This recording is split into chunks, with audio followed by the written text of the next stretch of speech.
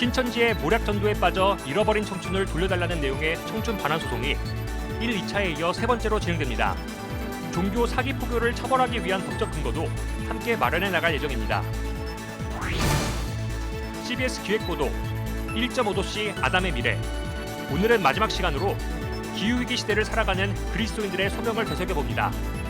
또 기후위기를 극복하고 창조세계를 보존하기 위한 한국교회의 노력들을 살펴봅니다. 예수 그리스도의 기적과 말씀을 담은 성서 요한복음이 뮤지컬로 찾아왔습니다. 빠른 전개와 쉼없이 이어지는 28곡의 음악으로 요한복음 성서 그대로의 이야기를 모두 풀어냈습니다. 여러분 안녕하십니까? CBS 뉴스입니다.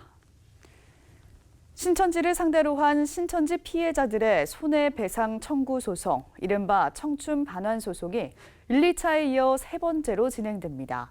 신천지 탈퇴자들과 연대단체들은 청춘 반환 소송과 더불어 사이비 종교사기 포교의 피해 방지와 처벌을 위한 법적 근거를 마련해 나가겠다고 밝혔습니다. 오유셉 기자입니다. 정체를 숨긴 채 접근하는 신천지의 모략 전도에 당해 빼앗긴 청춘을 돌려달라는 내용의 청춘 반환 소송. 서산 지역과 춘천 지역 탈퇴자들의 1, 2차 청춘 반환 소송에 이어 3차 청춘 반환 소송이 진행됩니다. 앞서 1차 청춘 반환 소송은 1심과 2심에서 피해자들에 대한 물질적 배상뿐만 아니라 신천지의 모략 전도가 종교 선택의 자유를 침해한다는 법원의 판결을 이끌어냈습니다. 현재 1차 소송은 대법원 판결만이 남았으며 2차 소송은 진행 중입니다. 신천지로 인해서 피해 보셨던 분들이 구제가 더 확대될 수 있는 그런 측면이 계속 있습니다. 신천지 교회뿐만 아니라 신천지의 모략 전도에 조직적으로 함께 투입됐던 신천지 신도들에게도 500만 원 지급하라는 판결이 상당히 의미 있게. 3차 청춘 반환 소송에 나선 한 신천지 탈퇴자는 지난 9년 동안 신천지에 철저히 세뇌돼 모든 인생을 바쳤다며 악령이 임한다는 말에 뉴스와 신문도 일부러 보지 않았다고 말했습니다. 하지만 집화장의 횡령 사실을 알게 되고 이를 덮고 지나가려는 신천지의 모습을 보며 신천지의 실체를 알게 됐다고 주장했습니다. 그러면서 신천지에 빠졌다는 사실이 너무나 창피해 탈퇴 후 조용히 살아가려고 했지만 거짓말로 신천지에 끌어들인 수많은 이들이 있어 회개하고 용서를 구하는 심정으로 이번 소송에 나섰다고 밝혔습니다. 정치와 종교는 하나가 되면 안 된다고 했는데 제가 이제 와서 알게 된 사실은 신천지가 정치와 하나 되어 있고 악마의 편집이라는 것을 자기네가 만들어왔다는 것을 제가 알게 되었습니다. 제가 9년을 여기서 지내면서 얼마나 많은 사람을 모략전도를 했겠습니까? 이 간접적으로나마 좀 보시게 된다면 저를 용서해 주시고. 전국 신천지 피해자 연대 등 연대 단체들은 청춘 반환 소송과 더불어 사이비 종교의 사기 포교 피해 방지와 처벌을 위한 법적 근거를 마련해 나가겠다고 밝혔습니다. 이들은 사이비 종교단체의 조직적인 사기 포교는 이혼과 가출, 학업 포기 등 사회 문제로 확장됐다며 이는 사이비 종교 문제를 개인의 종교적 영역으로만 치부해왔기 때문이라고 지적했습니다. 특히 사이비 종교는 정치, 법조, 언론 등 사회 각계각층의 마술을 뻗치고 있다며 그 위험성을 경고했습니다. 정부는 방관해서는 안 된다라고 생각합니다. 그래서 이 부분을 정부에서도 진상을 조사를 하고 그걸 토대로 법률적인 방안으로 입증 책임을 전환시켜 준다라든지 이렇게 해서 이제 대책을 마련해야 되는 거 아닌가. 한편 3차 청춘 반환 소송은 4월 한 달 동안 각 지역 이단 상담소와 청춘 반환 지원센터에서 탈퇴자들의 소송 참여 접수를 받고 이후 피해 사실 확인과 심층 상담 등을 거쳐 본격 진행될 예정입니다. CBS 뉴스 오요셉입니다.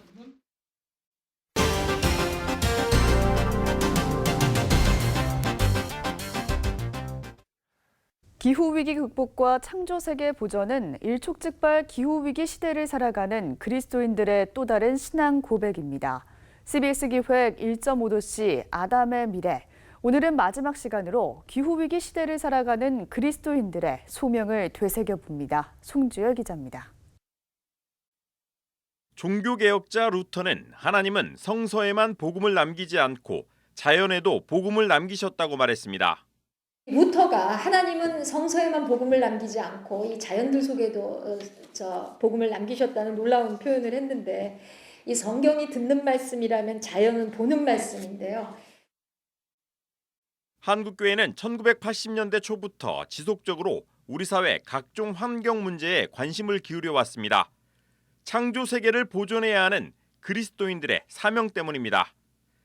탄소 중립을 위한 지구온도 상승 제한폭 1.5도씨라는 목표가 제시되면서 생태 선교는 시대적 사명이 됐습니다.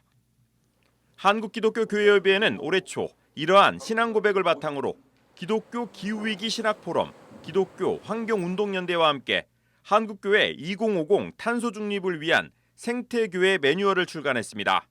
내가 더 편안하게 살아가는 것이 중요한 것이 아니라 이 하나님의 집이라고 하는 창조세계 전체 속에서 살아가는 모든 생명이 어떻게 평화롭게 또 정의롭게 살아갈 수 있는가를 이제 함께 고민하지 않으면 안 되는 그런 세계 속에서 살고 있다라는 거를 좀 그리스도인들이 함께 인식하고 이러한 일들에 더 많이 관심과 기도를 쏟아야 되지 않을까 생각이 듭니다.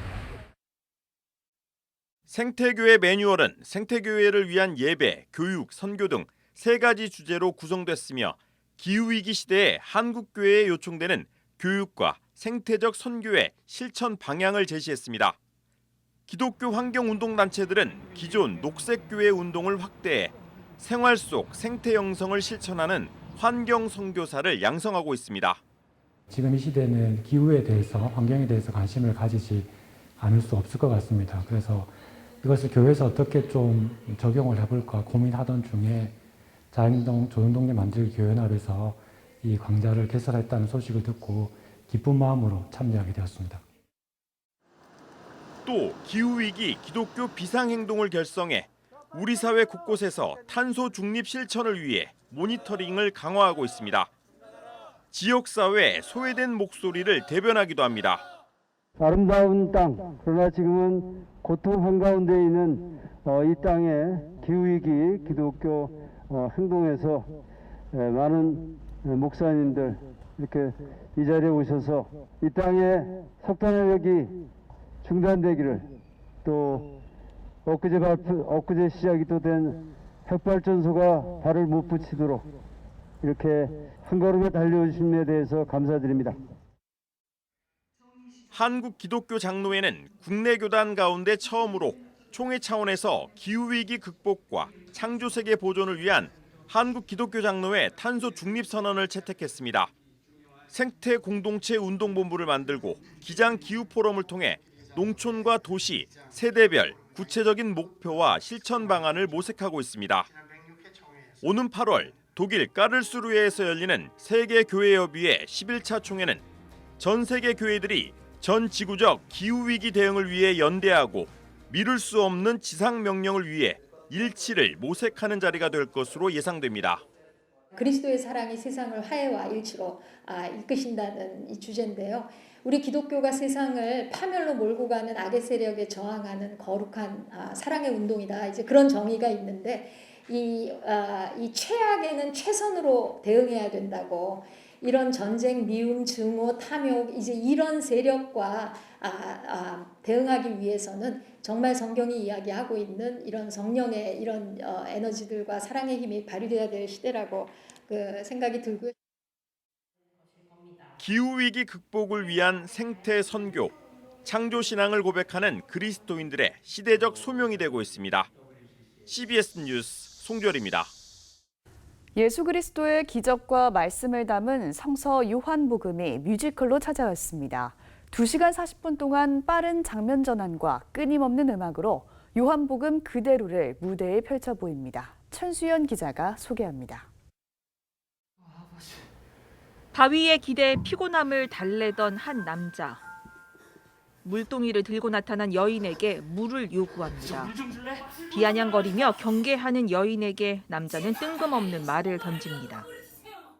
너 목마르지? 뭐라고요? 대변하지 마! 너의 영혼의 목마름을. 자신에게 말을 건넨 남자가 그리스도임을 알게 된 여인은 곧 마을 사람들을 불러오고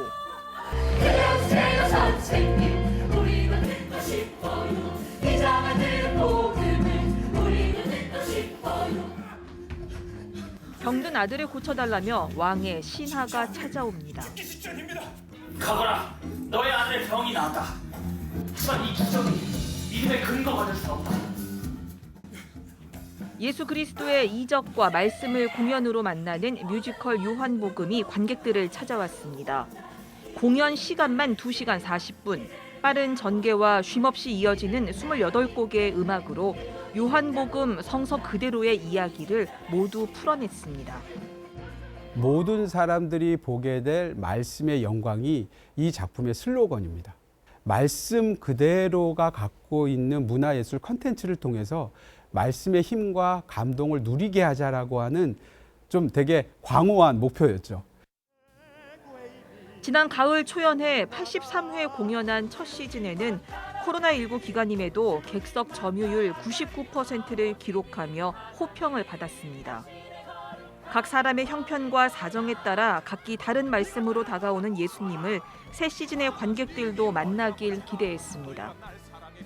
관객분들도 개개인의 삶 속에서 다들 모습은 다르겠지만 어쨌든 본인께서 가지고 계시는 어떤 본인의 예수님을 좀 만나셨으면 좋겠다.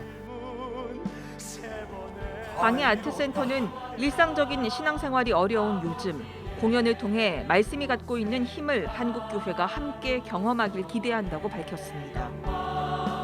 공연은 11월 30일까지 이어집니다. CBS 뉴스 천수연입니다.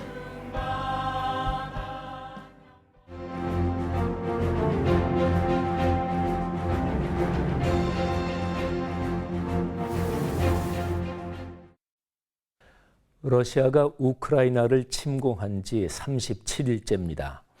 전쟁을 반대하는 많은 러시아 국민과 전쟁에 관한 러시아 지도부의 이견 등 여러 가지를 고려할 때 이 전쟁은 러시아의 침공이 아니라 푸틴의 침공이라고 해야 정확합니다.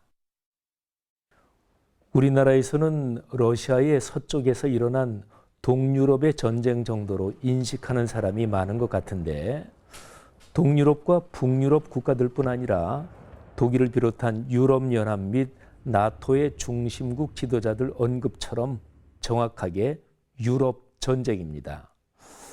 미국과 캐나다를 비롯한 전통적인 서구 민주주의 국가들이 러시아에 대해 대규모 경제 제재를 단행하고 있고 우크라이나를 위해 상당한 무기를 제공하고 있으니 이런 점에서 제3차 세계대전이 이미 시작된 것이라고 말하는 사람들도 있습니다. 푸틴이 화학무기나 핵무기를 사용하게 될 경우에 전쟁의 확산은 피할 수 없어 보이는데 이는 실제적인 세계대전이 될 것입니다. 푸틴의 침략 전쟁은 한 주권 국가를 정당한 명분도 없이 전면 공격한 것으로서 명백히 국제법 위반이며 유엔의 질서를 깨뜨린 것입니다. 병원과 학교 그리고 민간 주거 지역을 의도적으로 폭격하는 등 그동안 벌어진 러시아군의 행태에서 드러난 바 이 전쟁은 반인륜적 행패며 인도주의에 반하는 일입니다. 소련 연방의 해체와 중국의 세계 시장 경제 체제 가입 후에 열린 신자유주의적 냉전 이후 시대에서 세계는 다시 냉전 시대로 퇴행하고 있습니다. 전쟁 발발 초기에 이 전쟁을 멈춰라 하는 외침이 세계적으로 크게 울렸습니다. 마땅히 그래야 했습니다. 그러나 전쟁은 상당히 길어지고 있고 어쩌면 장기전이 될 가능성도 있습니다. 지금의 상황에서는 전쟁의 단순한 종식이 아니라 전쟁에서 반드시 이겨야 할 분명한 이유에 주목해야 합니다. 이 전쟁에 인간의 존엄과 자유 및 민주주의의 가치가 걸려 있다는 것을 명확하게 인식해야 합니다. 전문가가 아니더라도 쉽게 알 수 있는 것처럼 푸틴은 옛소련의 영광을 꿈꾸고 있습니다. 우크라이나 침략 전쟁에서 푸틴이 상당한 정도로 성공을 거둔다면 푸틴은 군사력이든 어떤 방법으로든 동유럽 국가들을 러시아 연방에 끌어들이려는 시도를 계속할 것입니다. 이런 상황에서 전 세계 모든 나라가 직간접으로 영향을 받을 수밖에 없습니다. 유럽연합과 나토와 미국은 물론이고 전 세계 민주주의 진영 국가들이 이 전쟁을 가볍게 보지 말아야 합니다. 호미로 막을 것을 가래로 막는 우를 범하지 말아야 합니다. 우리나라의 외교적 처신이 쉽지는 않을 것입니다. 그러나 전쟁의 성격이 이 정도로 명백해진 상황에서 인도주의와 자유민주주의의 가치를 중심에 놓고 지금보다 훨씬 더 적극적으로 행동해야 합니다. 경제, 군사, 문화 등 우리나라의 국제적 위상에 걸맞은 역할이 필요합니다. 우크라이나 난민을 받는 일을 시급히 결행하는 것이 그중 하나입니다. 21세기 인류가 우크라이나 전쟁에서 이겨야 합니다. CBS 논평이었습니다. 한국기독교총연합회 한기총이 최근 2차 임원회를 열어 한국교회 총연합과의 기구 통합을 위한 기본 합의서를 통과시켰습니다. 한기총 측은 5월 30일 전에 임시총회를 개최해 통합 작업을 마무리한다는 계획입니다.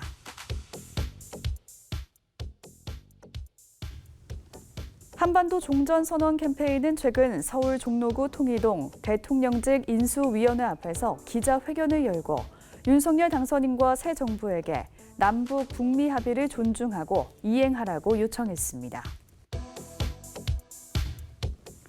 예장통합총회가 3차 예식서 개정위원회를 열어 예식서에 사용되는 용어와 호칭의 통일을 비롯해 상황과 참석자 연령에 따른 표현 선택 등을 집중 논의했습니다. 위원회는 8일까지 원고 집필을 마감한 후 편집과 감수 작업을 진행할 계획입니다. 한국교회연합과 성누가의료재단이 최근 생명윤리 세미나를 공동으로 개최했습니다. 국가생명윤리심의위원회 위원장을 역임한 박상은 박사는 세미나에서 모든 영역에서 이 생명의 존엄성을 지켜야 한다는 게 국가생명윤리심의위원회가 발표했던 생명존중선언문의 내용이라고 강조했습니다.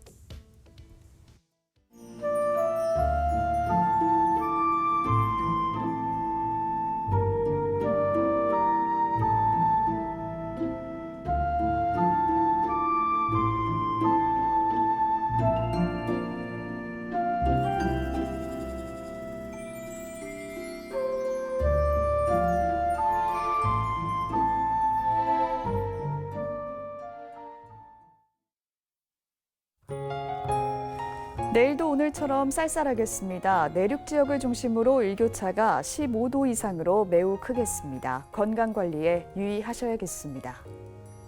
내일 아침 최저기온은 영하 2도에서 영상 7도, 낮 최고기온은 11도에서 18도로 예상됩니다.